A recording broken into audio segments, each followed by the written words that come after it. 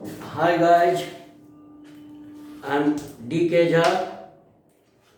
Welcome to my YouTube channel DK Jha English. आज हम लोग प्रेजेंट परफेक्ट टेंस का वॉइस देखेंगे। तो इससे पहले 3 वीडियोस दे दिया गया है। पहले में कंसेप्ट, डेफिनेशन, दूसरे में passive of present indefinite tense और तीसरे में passive of present imperfect tense. और आज बारी है प्रेजेंट परफेक्ट टेंस का पेशी। तो कुछ टेंसेस हैं जिनका बहुत प्रयोग होता है बोलने लिखने में। तो मैं शुरू से ही कह रहा हूं कि सर्वाधिक प्रयोग अगर एक टेंस में किसी का होता है तो वो सिंपल प्रेजेंट है, दोनों एक्शन एंड एक्शन मिला करके, एक्टिव पेसिव सब मिला करके।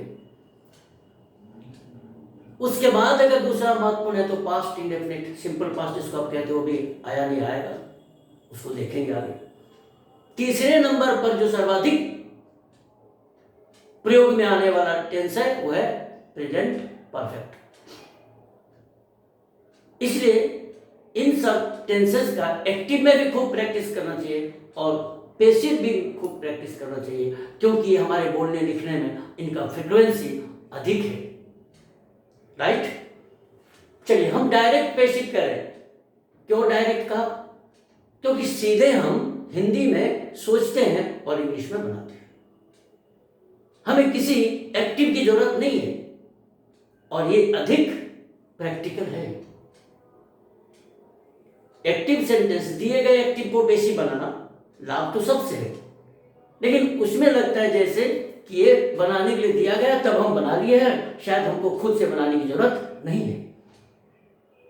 तो चलिए इसलिए डायरेक्ट पेसिव देखें हम लोग प्रेजेंट परफेक्ट टेंस का। प्रेजेंट परफेक्ट का एक्टिव रूल क्या था? ध्यान दीजिए, याद कीजिए। Subject plus have oblique has plus V3। V3 means past participle plus authenticity.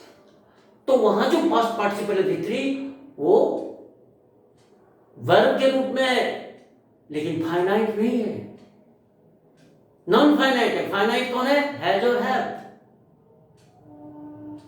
लेकिन वही V3 जब पेसिव में आ जाता है तो एडजेक्टिव बन जाता है।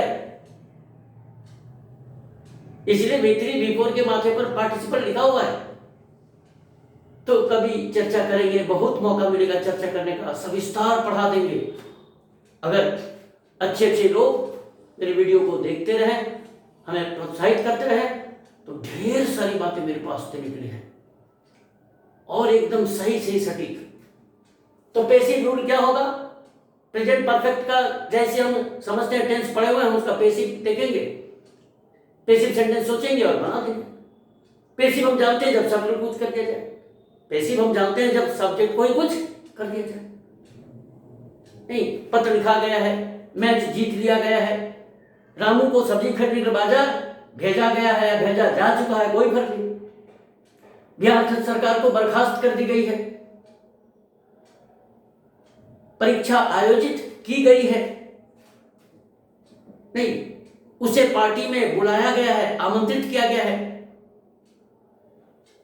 मेरी मदद कभी नहीं की गई है, ये सभी पेसिव है। तो क्या हो जाएगा पेसिव? सब्जेक्ट। ये वो सब्जेक्ट है जिसको कुछ किया जाएगा, जो कुछ करेगा नहीं। पेसिव का सब्जेक्ट को ही कुछ किया जाता है। प्लस फाइनाइट तो है ऑलरेडी, या ध्यान दीजिएगा, खूब ध्यान से सुनिए। पेसिव जब ही बनाया जाएगा तो उसको वर्ब टू भी चाहिए, क्योंकि वर्ब एडजेक्टिव बन गया है और उसको प्रेडिकेटिवली यूज किया जा रहा है, तो वर्ब टू भी चाहिए। वर्ब टू भी कौन कौन है? Is, am, are, was, were, ये फाइनाइट्स हैं। ये तभी आएंगे जब टेंस बनाएंगे। जब इनको टेंस नहीं बनाना है, टेंस कोई और बना रहा है फाइनाइट, तब कौन आएगा? बी, बीन, बीइंग, लेकिन वर्ब टू भी आएगा। तो इसमें ऑलरेडी कौन है फाइनाइट? इसका टेंस के हिसाब से इसमें हैव ऑब्लिक हैज, ये फाइनाइट हो गया भाई साहब। अब हम इसमें इजमार नहीं दे सकते, क्योंकि पैसिव जब ही बनेगा वर्ब को जैसे एडजेक्टिव बना देते हैं कि रिक्वायरमेंट आएगी वर्ब टू बी का। अगर यहां हैजा बना नहीं होता तो हम इजमार देते, वो अजवर देते, जो भी टेंस के हिसाब से आता। लेकिन चूंकि ऑलरेडी फाइनाइट है, इसीलिए इसमें हम देंगे नॉन फाइनाइट बीइंग। तो बोलिएगा नॉन फाइनाइट सर 3 है, बी है, बिन है, बीइंग है। तो प्रेजेंट परफेक्ट टेंस में किसका प्रयोग होता है? वर्ब के तीसरे रूप का। तो वर्ब टू बी का तीसरा क्या है? बीन। वर्ब टू बी का तीसरा क्या है? Been. Past participle. Present participle क्या है? बीइंग। तो बोले सर बी क्या है? बी भी1 है, नॉन फाइनाइट। ध्यान रखिएगा, चर्चा पहले किया है, फिर कभी करेंगे। भी1 फाइनाइट भी है, नॉन फाइनाइट भी है। उस तरह बी नॉन फाइनाइट है। जब फाइनाइट चाहिए वर्ब टू बी का, तो इज और एम भी1 है, सॉरी इज भी5 है, आर और एम भी1 है। राइट, चलिए प्लस भी3 कहिएगा सर ये भी3 है, वर्ब टू बी का, ये तो एडजेक्टिव हो गया भाई साहब, ये तो एडजेक्टिव है, इसी के लिए तो इतना सारा नखरा हुआ है। इसी एडजेक्टिव के लिए तो वर्ब टू बी डालना पड़ा। Dot dot dot dot etc, this the rule. अब खूब सारा सेंटेंस बनाएगा, ठीक। और सेंटेंस बनाते समय पढ़ तो रहे हैं, वॉइस कंसेप्ट क्लियर है। सेंटेंसेस बनाने से प्रैक्टिस होगा, एक्सरसाइज करेंगे, बनाएंगे, लेकिन थोड़ा सा फोकस और भी चीजों पर करेंगे। किस पर? तो जब भी हम इसको बनाएं, या हम अभी जितने भी सेंटेंसेस हैं उसको जब हम कह रहे हैं आपको सुनाएंगे, तो ध्यान दीजिएगा आर्टिकल्स के यूज पर, आप ध्यान दीजिएगा एडवर्ब के यूज पर, आप ध्यान दीजिएगा प्रीपोजिशन के प्रयोग पर। क्योंकि लगे हाथ ये भी हो रहा है, हम वाक्य बना रहे हैं ना, हम शब्दों का अध्ययन नहीं कर रहे हैं, सेंटेंस बना रहे हैं। ये फिनिश्ड प्रोडक्ट है। एक फिनिश्ड प्रोडक्ट में सबकी जरूरत है। और इस तरह धीरे धीरे आपका डाउट भी क्लियर होगा, आप बढ़ते भी चले जाएंगे, सीखते भी चले जाएंगे। फिर अलग से जब आर्टिकल्स का चैप्टर होगा, प्रीपोजिशन का भी होगा, सबका होगा। लेकिन अब तो मौका है, जब देख रहे हैं, देखिए चलिए शुरू करते हैं। पत्र लिखा जा चुका है, या तो इसको बोलेंगे चुका है या आ है। कोई कहेगा पत्र लिखा गया है, ये क्या है? हो चुके काम का वर्तमान में प्रभाव है।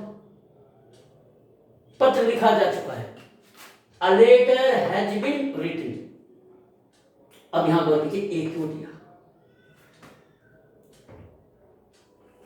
ए इंडेफिनिट आर्टिकल है, ए और एम।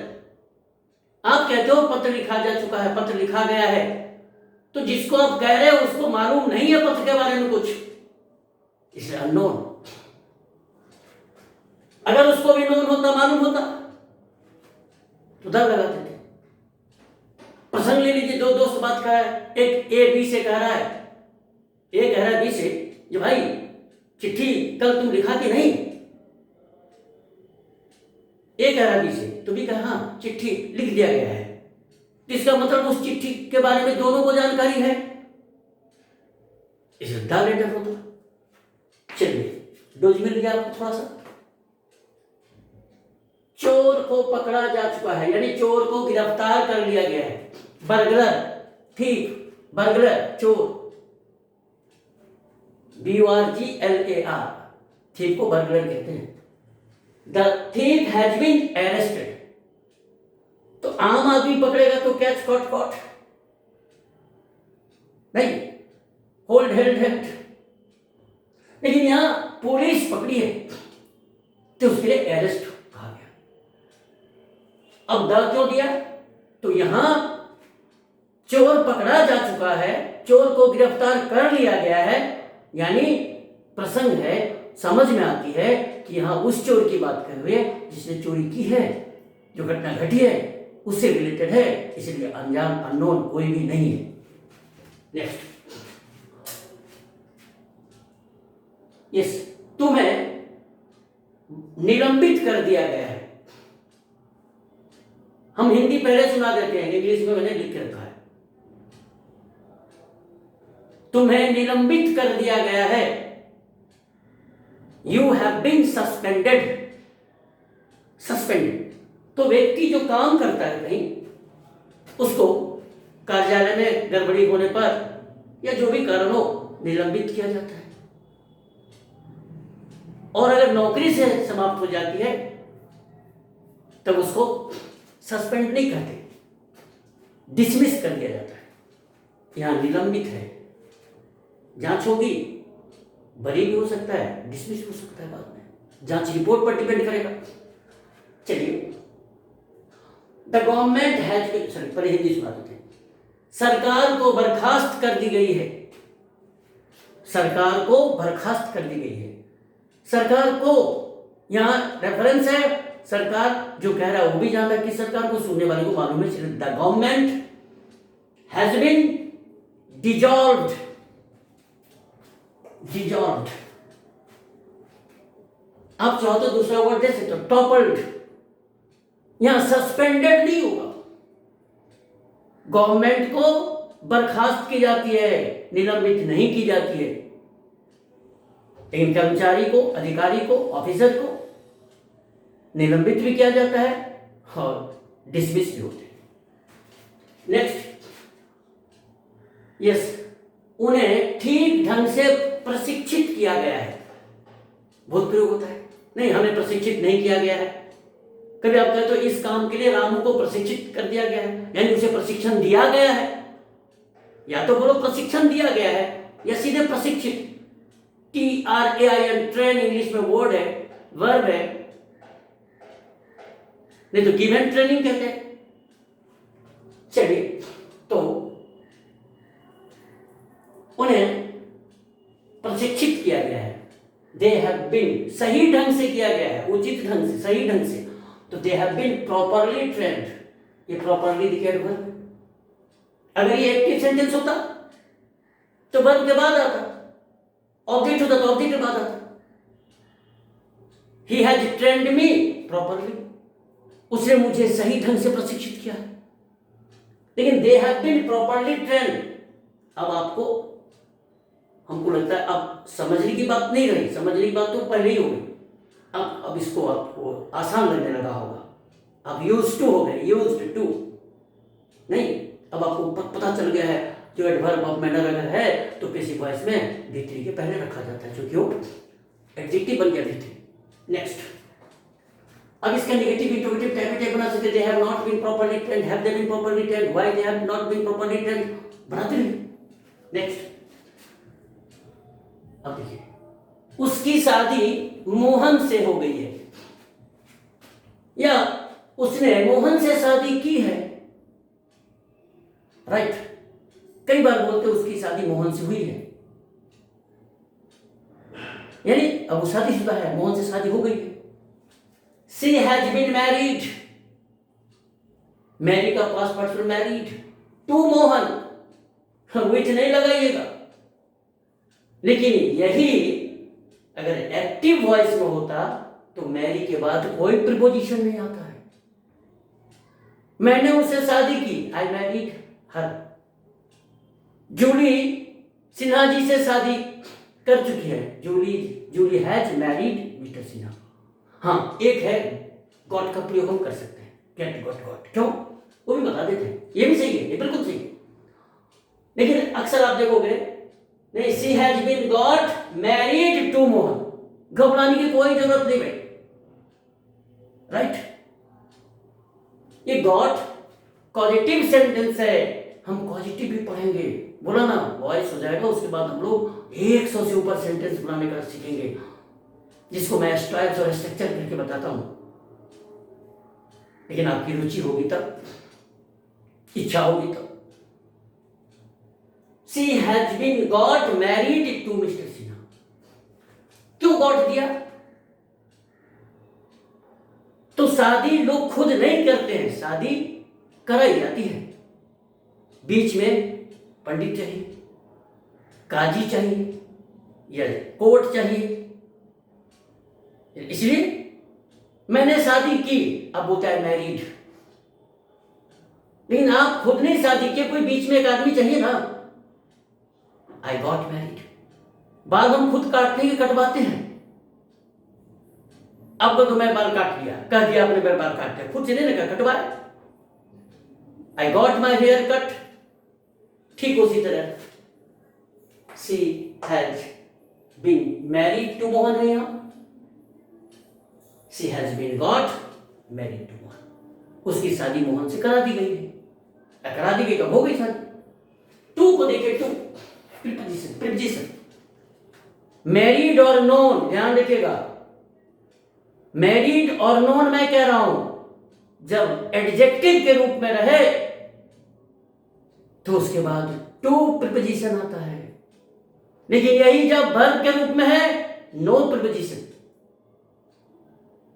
आई नो यू, मैं तुम्हें जानता हूं, कहां कोई प्रीपोजिशन है? लेकिन you are known to me. I am not known to you, मैं तुमसे परिचित नहीं हूं। यहां एडजेक्टिव है नोन, या फिर कह लो पैसिव वॉइस है, पैसिव में एडजेक्टिव है। आप कितनी बार कहें? मैरिड उसी तरह। तो ध्यान रखिएगा, नोन और मैरिड जब एडजेक्टिव के रूप में रहे तो उसके बाद अगर प्रीपोजिशन की जरूरत पड़ती है, और तब पड़ेगी जब उसके बाद कोई नाउन या प्रोनाउन रखना है, तभी पड़ेगी, तो टू देंगे।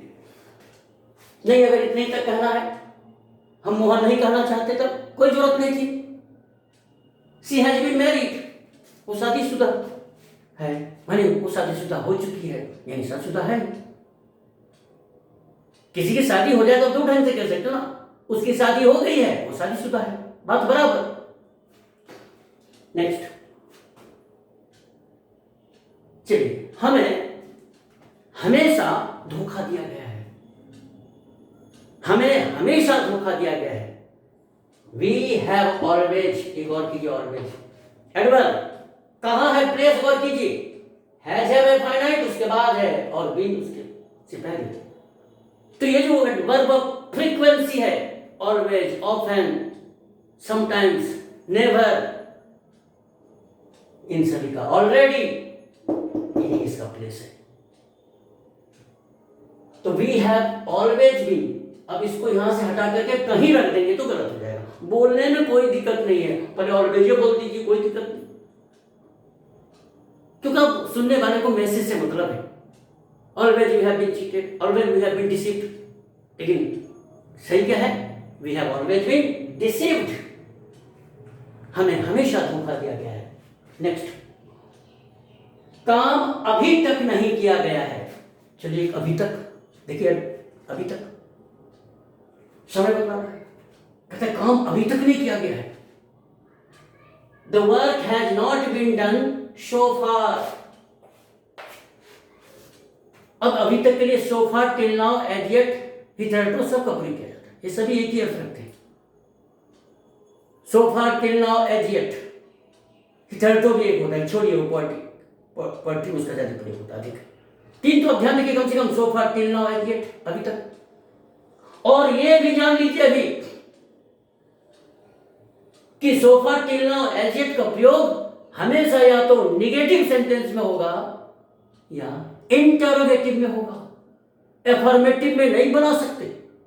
हिंदी में भी खराब लगता है, वह अभी तक आया है, नहीं, वह अभी तक नहीं आया है। क्या वह अभी तक आया है? क्या आपने अभी तक अपना काम पूरा कर लिया है? नहीं, मैंने अपना काम पूरा नहीं किया अभी तक। इसी को आप यही कॉमन एरर हो जाएगा,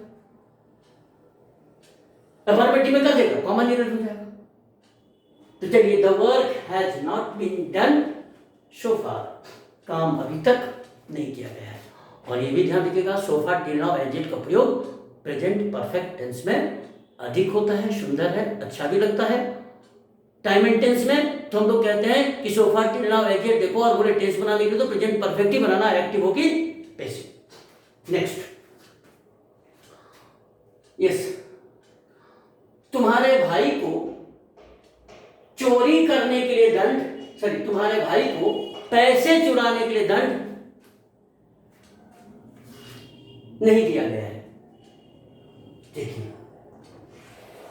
तुम्हारे भाई को पैसे चुराने के लिए दंड नहीं दिया गया है, और ये पैसा भी ज्ञात है।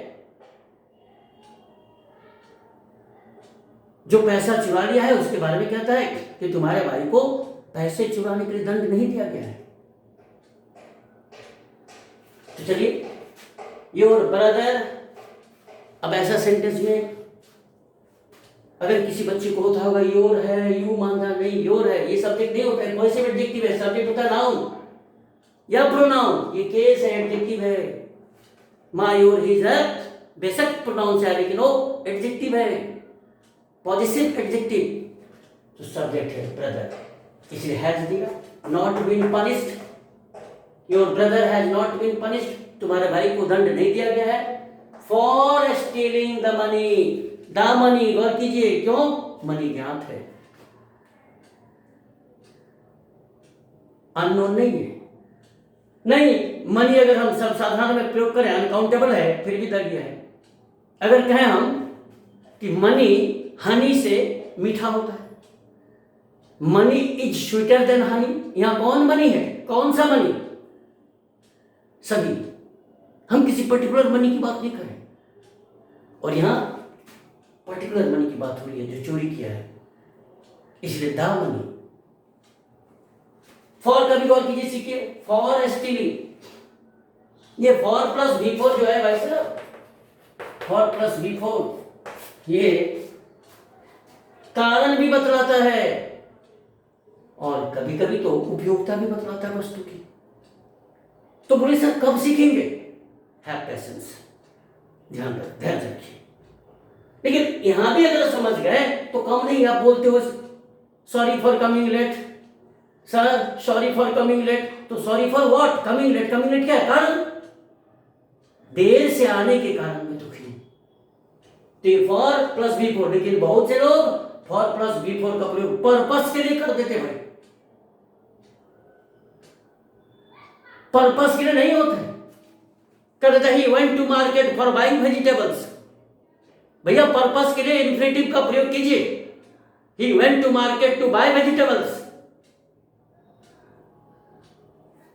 एनीवे, एक ही दिन में सब बात सीखना उचित नहीं है। नेक्स्ट, क्यों तुम्हें कपड़े धोने, मेरे कपड़े से, यस, क्यों तुम्हारी तबादला पटना कर दी गई है, मैंने क्यों तुम्हारा ट्रांसफर पटना कर दिया गया है। अब आप पूछते हैं भाई तुम्हारा ट्रांसफर पटना क्यों कर दिया गया है? Why have you been transferred to Patna? Why have you been transferred? Transferred में, ट्रांसफर में एक आर होता है, ईडी लगाएंगे तो double R ED, transfer to Patna. Why have you been transferred to Patna? अब 1000 बना लीजिए, ठीक है। Why have you been publicly abused? Why have you not been invited? चलिए ये बना दीजिए। नेक्स्ट, मेरे लिए क्या लाया गया है? कहते मेरे लिए क्या खरीदा गया है, मेरे लिए क्या लाया गया है। तो यहां सब्जेक्ट व्हाट है,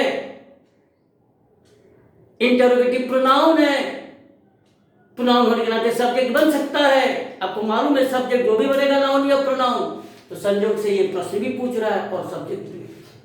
चलिए क्या है? यस, मेरे लिए क्या है?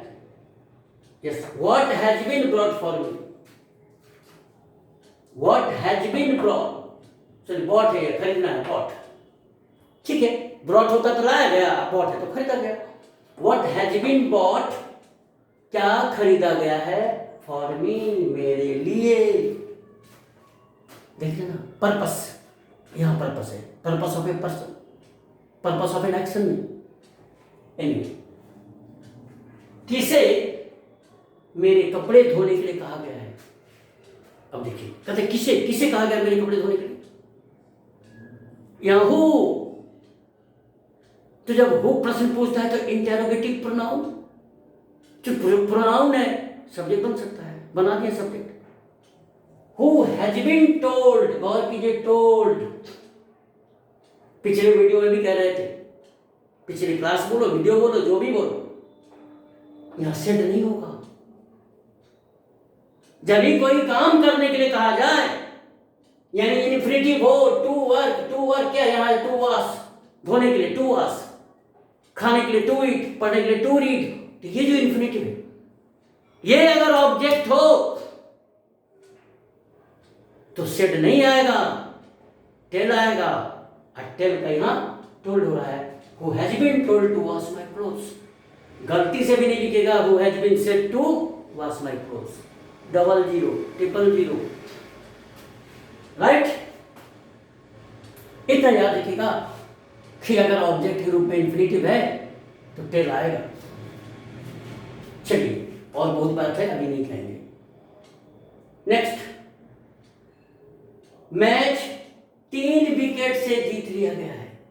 अक्सर हम लोग बोलते हैं भैया मैच जीत लिया गया है, सिर्फ इतना बोलते मैच जीत लिया गया है, the match has been won. Match 3 wicket से जीत लिया गया है, the match has been won by 3 wickets. With नहीं लगा दीजिएगा, विथ 3 विकेट्स, ठीक है। डिफरेंस, अंतर बतलाने की बाय का प्रयोग किया जाता है। चलिए नेक्स्ट, यस, क्या तुम्हें पार्टी में आमंत्रित किया गया है? टाइप ए एक भी नहीं थी, हाना वाला क्वेश्चन नहीं थी, इसलिए डाल दिए। बाद में याद आए हुए डाल दिए, उन्हें पहले हाना ही क्वेश्चन देना चाहिए, तब देना चाहिए एक्सप्लेनेटरी क्वेश्चन। एनीवे, क्या तुम्हें पार्टी में आमंत्रित किया गया है? Have you been invited to the party. Invite word to आता है, जिस पर आमंत्रित करेगा। Invite to dinner, invite to tea, invite to party, invite to ceremony. Next, विवाद को सौहार्दपूर्ण ढंग से सुलझा लिया गया है। अब दो भाइयों के बीच है, दो पार्टी के बीच है, कुछ लोगों के बीच मतभेद है। मतभेद माने डिस्प्यूट है, डिस्प्यूट, विवाद। तो कहता है विवाद को सौहार्दपूर्ण ढंग से, मित्रवत ढंग से सुलझा लिया गया है। सुलझाने के लिए बहुत सी वर्ड यहां सेटल कर दिया, कोई बात नहीं। The dispute has been amicably settled. यहां एमिकेबली फिनेट वर्ब है, तो किसके पहले? भित्री के पहले। उसको आप यहां नहीं कर सकते हैं इसके बाद। क्यों? क्योंकि एडवर्ब ऑफ फ्रीक्वेंसी नहीं है, ये एडवर्ब ऑफ मैनर है। कैसे सुलझाया गया? मित्रवत ढंग से, सौहार्दपूर्ण ढंग से। तो जो काम के ढंग को बतलाया, तरीके को बतलाया, एडवर्ब ऑफ मैनर। इसलिए the dispute has been amicably settled. Next, उसे लिखने के लिए कलम दी गई है। खूब ढंग से सुनिए, उसे कलम दी गई है। तो चलिए, अब उसे कलम दी गई है, तो कलम स्त्रीलिंग इसलिए दी गई है, ये नहीं कि यहां कोई महिला है। उसे हमने सी लिख दिया, आप उसको सी मत समझो, हटाइए इसको, ही कर दीजिए क्लियर करने के लिए, समझे? उसे लिखने के लिए कलम दी गई है। ये दी गई है किसको? किसके हिसाब से ये स्त्रीलिंग है? उसे के अनुसार नहीं है, कलम के अनुसार है। तो पता नहीं कौन उसे में कौन है, महिला की पुरुष। तो जब नहीं पता चले कौन है, चर्चा नहीं हुई हो पहले, कोई प्रसंग नहीं हो, तो हम पुल्लिंग मानते हैं। He has been given a pen to write with। इसको गौर कीजिए, लिखने के लिए उसे कलम दी गई है। He has been given a pen, लिखने के लिए। तो अब आता है कलम को लिखी जाएगी, कलम से लिखी जाती है। कलम क्या है? कलम से लिखी जाएगी। इंस्ट्रूमेंट है, औजार है। तो इंस्ट्रूमेंट की तरह जब भी किसी वस्तु का प्रयोग हो विथ, लेकिन विथ को कहां देखिए? इन पोजीशन नहीं। He has been given a pen to write. ये टू राइट इंफिनिटिव एडजेक्टिव का काम कर रहा है, पिछले वीडियो में भी कहा था। और विथ नहीं देंगे तो अनर्थ हो जाएगा। अगर इतना कह के छोड़ दे तो होगा उसे कलम दी जाएगी, जिसको लिखा जाएगा, मतलब कलम को ही लिख देंगे। कलम के बदले आप ब्रेड देके देखिए, लिखने के बदले खाना कर दीजिए। उसे खाने के लिए रोटी दी गई है, तो रोटी खाएगी कि रोटी को खाई जाएगी। उसी तरह उसे कलम दी गई है, कलम से लिखी जाएगी, कलम को लिखी जाएगी। ईश्वर को बोले तो उसे बैठने के लिए कुर्सी दी गई है। He has been offered a chair to sit on, नहीं ऑन देंगे तो कुर्सी को ही बैठ जाएगा। नेक्स्ट, हर चीज पर गौर करनी चाहिए क्योंकि मौका है सीखने का। इतने ढंग से खुल खुल करके एक एक सेंटेंस का एनाटॉमी फिजियोलॉजी निकाल के बताना सब नहीं करते हैं। चलिए, मुझे कभी उसकी मदद करने के लिए नहीं कहा गया है। अब देखिए, कहता मुझे कभी उसकी मदद करने के लिए नहीं कहा गया है। आई हैव नेवर, देखिए नेवर कहां आया, हैजर के बाद। क्यों? Frequency, adverb of frequency, finite के बाद आएगा। अगली बार देखो, I have never been asked, यहां टोल्ड नहीं किया, यहां टोल्ड किए थे, कपड़े धोने के लिए कहा गया, यहां बोलते हैं आस्क्ड। तो बोले सर हम कैसे समझेंगे कब आस्क का प्रयोग करें, कब टेल का, कब से का? तो बहुत जानकारी तो हो रही धीरे धीरे, मेरे ध्यान में सब बात है। चलिए, I have never been asked to help her, I have never been asked to help her. Okay, told अगर कर देते यहां, थोड़ा सा हो रहा है सर जी, बता दीजिए ना सर जी। तो किसी काम को करने के लिए, अब सुनिए लीजिए, किसी काम को करने के लिए अगर कोई बात कही जाए, कहे जाने को, पढ़ने को, लिखने को, खेलने को अगर कहा जाए किसी को, तो पहले तो से नहीं आना है भैया, टेल आएगा या आस्क। तो आदेशात्मक भाव छुपा हो तो टेल, और अगर विनम्रता पूर्वक कहने की बात हो, शिष्टाचार से कहने की बात हो तो आस्क। ठीक है, अब कहेगा शिक्षक को पढ़ाने के लिए कहा गया है, तो मान लीजिए शिक्षक को किसी व्यक्ति ने कहा, वो कैसे कहा होगा? आदेशात्मक भाव नहीं होगा। The teacher has been asked to teach, sir जी पढ़ा दीजिएगा हमारे बच्चे से वो ठीक ठाक से, तो कहेंगे शिक्षक को ठीक ढंग से पढ़ाने के लिए कहा गया। लेकिन अगर शिक्षक के प्रिंसिपल हैं, एजुकेशन डिपार्टमेंट के कोई बड़ी पदाधिकारी है, वैसे वो भी शिष्टाचार से ही कहते हैं, लेकिन फिर भी हो चाहे तो आदेशात्मक भाव हो तो टोल्ड कह सकता है। The teacher has been told to teach all the students, तो हो गया, तो टोल्ड कर दिया। तो 2 + V1 इन्फिनिटिव काम करने को कहता है, तो ऑब्जेक्ट के रूप में इन्फिनिटिव हो, जिसे काम करने के लिए कहने का बोध हो, तो फिर आदेशात्मक भाव हो तो टेल, और विनम्रता पूर्वक कहने की बात हो तो आस्क। क्लियर हो गया डिफरेंस आज से? मैंने रामू को जाने को कहा, I told Ramu to go, to go है तभी काम करने के लिए कहा, आई टोल्ड रामू, क्या कहा? जाने को कहा, काम कर, जाना काम है, इन्फिनिटिव है और आदेशात्मक है, टोल्ड, राइट।